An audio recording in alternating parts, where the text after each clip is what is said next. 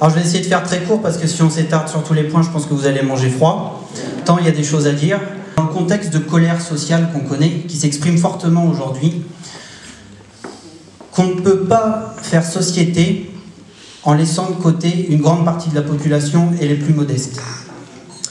Or, les choix budgétaires qui sont faits par la municipalité sur Gisors s'inscrivent dans la droite ligne de ce qui est fait au niveau gouvernemental.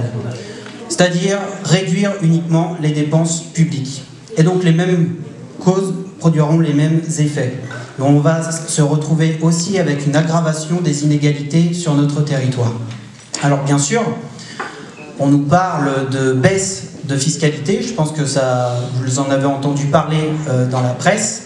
Simplement, cette baisse de fiscalité, elle ne concerne que le bâti foncier, alors tant mieux pour ceux qui certainement auront quelques retombées, mais elle oublie une grande partie de la population. Or, quand il a fallu au cours du mandat augmenter les tarifs municipaux, que ce soit pour le conservatoire, que ce soit pour la cantine, que ce soit pour l'accueil de loisirs et le transport scolaire, ça a augmenté très fortement, et surtout pour les plus modestes et pour l'ensemble de la population. Donc on ne peut pas faire deux poids, deux mesures. Donc nous, face à ce Gisors de quelques-uns, on veut construire le Gisors en commun.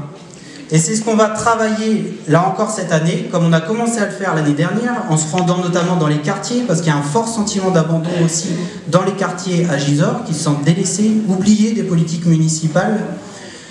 Et comme j'ai pu l'annoncer déjà au moment des vœux, moi je suis prêt aussi à conduire ce rassemblement de Gisors en commun pour les municipales de 2020.